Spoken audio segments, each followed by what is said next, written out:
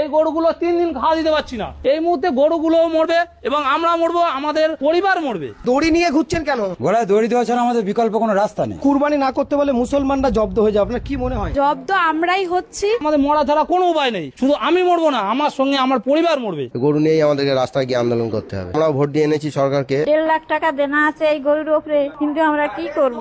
আমরা শিক্ষিত ছেলে, সরকার একটা চাকরি দিতে পারছে না, কিন্তু আমাদের পেটে লাথি মারছে সরকার। সরকার যদি না দেনার দায় নেয় তাহলে আমাদের গলায় দড়ি দিতে হবে, বিষ করতে হবে বা আত্মহত্যা করতে হবে। যেরকম সারদায় হয়েছে, কত লোক মারা গিয়েছে, তাহলে এও তো সেরকম পরিস্থিতি পড়ে গেছে। গরু বিক্রি না হলে আমাদের না খেয়ে মরতে হবে।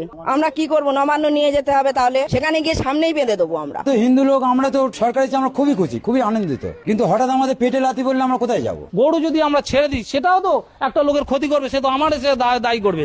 আজ যদি আমি একটা গরু ছেড়ে দিই, আমার টাকা চলে যাবে, আমার জীবন চলে যাবে, কিন্তু ওই যদি গরুটা গিয়ে যদি 10টা লোকের ক্ষতি করে, তার দায় কে নেবে? গরু জয় না করতে দেন, তাহলে গরু, হাঁস, মুরগি, ছাগল সব বন্ধ করুন। সরকার দায়িত্ব নিয়ে বলুক, গরু বাছুরগুলো আমরা নিয়ে নেবো, ন্যায্য মূল্যে নিয়ে নেবো, আমরা মুসলিমদের কাছে বেচবো না। তারা নিয়ে তারা কি করবে তারা বুঝুক। ব্যবসা না করতে দিলে তো আমরা মরে যাবো, তাহলে আমরা কি খাবো সারা বছর? যে যার মরতে হবে, এছাড়াও পথ নেই। আমাদের নিজেদের খাওয়া হবে না, গরুগুলোর প্রত্যেকে বসিয়ে খাওয়া দেবো, গরুটা কি করে রাখবো? আমরা তো মারা পড়ে যাবো। আপনারা গোশালা করে রেখেছেন, গোশালায় কটা গরু এরম চেয়ার আছে দেখান দিন। আমি যে জায়গাটা দাঁড়িয়ে আছি ঘোষপাড়া, তার চিত্রটা দেখছেন। এক সময় কিন্তু এই সমস্ত মানুষদের যাদের টালির চাল খড়ের বাড়ি ছিল, কিন্তু এই গরু তারা ব্যবসা করার পরে 24 ঘন্টা পরিশ্রম করে তারা সুন্দরভাবে বাড়ি করেছে, ঘর করেছে, ছেলেদের লেখাপড়া শিখিয়েছে, সুন্দরভাবে জীবনযাপন করছে। আরো একটি খাটালে এসেছি, খাটালে গরুর চিত্র দেখাবো আর এবং একটি দাদার সঙ্গে কথা বলো। দাদা, এই ব্যবসা কতদিন আপনাদের? আমাদের 20-25 বছর এই ব্যবসা। কি নাম আপনার? সুরজিৎ ঘোষ। আচ্ছা, এই যে সরকার যে আইন করেছে, এই আইনের বলবৎ যদি হয় তাহলে কিন্তু একটা গরু বা মোষ বিক্রি হবে না, কি করবেন আপনারা? পুরো একদম মানে রাস্তায় বসে যেতে হবে আমাদের,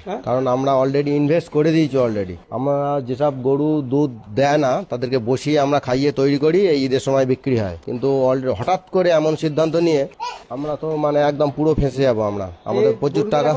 কি অবস্থায় আছে এখন খাওয়া দাওয়া? গরুগুলো খাওয়া দাওয়া ঠিকঠাক দিতে পারছি না, কারণ এমন সময় বেরিয়ে আমাদের অর্ধেক গরু চলে যায়। কিন্তু